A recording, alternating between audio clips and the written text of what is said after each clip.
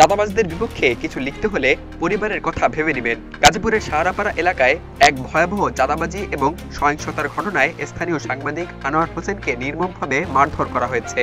বুধবার দুপুর 3:30টার দিকে পুলিশের উপস্থিতিতেই চাঁদাবাজরা তাকে ঘিরে ধরে বেধড়ক মারধর করে।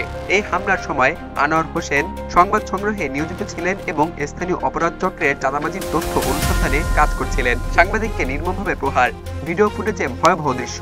আনোয়ার হোসেন গাজীপুর থেকে প্রকাশিত দৈনিক বাংলাদেশের আলো পত্রিকার স্টাফ রিপোর্টার হিসেবে কাজ করতেন। তাকে মারধরের একটি ভিডিও সামাজিক যোগাযোগ মাধ্যমে ভাইরাল হয়ে যায়, যেখানে দেখা যায় 7 থেকে 8 জন যুবক মিলে ইট এবং লাঠি দিয়ে তার উপর হামলা চালায়। বিশেষ করে তার মাথায় ইট দিয়ে আঘাত করে রক্তাক্ত করে ফেলা হয়। আশ্চর্যের বিষয় হলো, ঘটনাস্থলে পুলিশ উপস্থিত থাকলেও তারা কোনো পদক্ষেপ নেয়নি। পরে অবশ্য পুলিশই তাকে উদ্ধার করে শহীদ তাজউদ্দিন আহমেদ মেডিকেল কলেজ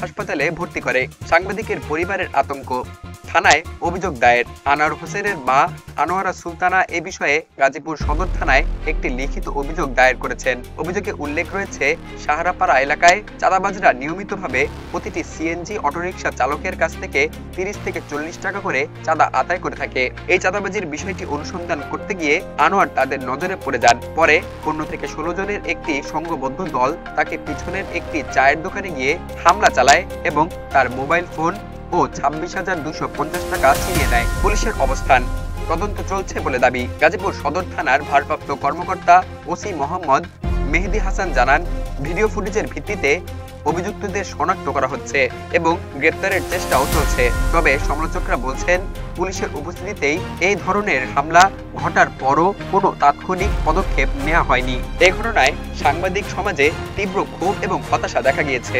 সাংবাদিক হত্যাকাণ্ড গাজীপুরে আরেক ভয়াবহ ঘটনা। এরই মাঝে গাজীপুরে আরেকটি মর্মান্তিক ঘটনা ঘটে গিয়েছে। বৃহস্পতিবার রাত 8টার দিকে গাজীপুরের চান্দনা চৌরাস্তা এলাকায় সাংবাদিক আসাদুজ্জামান তুহিন, বয়স 38 বছর, তাকে সন্ত্রাসীদের হাতে নির্মমভাবে খুন করা হয়। তিনি দৈনিক প্রতিদিনের কাগজ পত্রিকার গাজীপুর প্রতিনিধি হিসেবে কাজ করতেন। ঘটনার সময় তিনি এক চায়ের দোকানে বসে চা খাচ্ছিলেন। লাইভের পরপরই হত্যাকাণ্ড।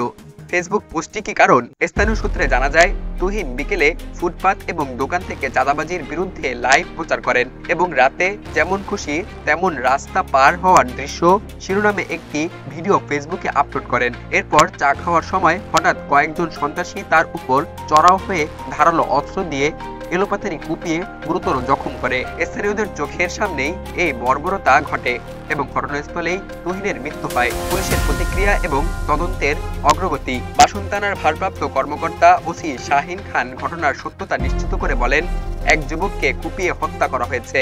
বাসন থানার এসআই জহিরুল ইসলাম জানান, তুহিনের মরদেহ উদ্ধার করে শহীদ তাজউদ্দিন আহমেদ মেডিকেল কলেজ হাসপাতালের মর্গে পাঠানো হয়েছিল। তবে কে বা কারা এই হত্যাকাণ্ড ঘটিয়েছে সে বিষয়ে এখনো নিশ্চিত করে কিছু বলা হয়নি। সাংবাদিকদের নিরাপত্তা কোথায়? গাজীপুরে 2 সাংবাদিকের উপর এই বর্বর হামলা প্রমাণ করে সাংবাদিকদের নিরাপত্তা চরমভাবে হুমকির মুখে রয়েছে।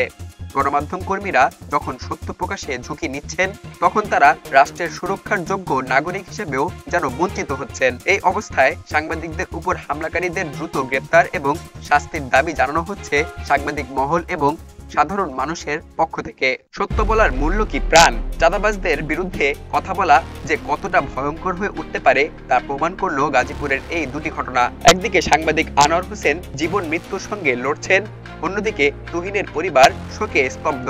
সমাজ যদি সত্য বলার মানুষদের নিরাপত্তা দিতে না পারে, তবে অন্যায়ের বিরুদ্ধে কথা বলার সাহস কে জোগাবে?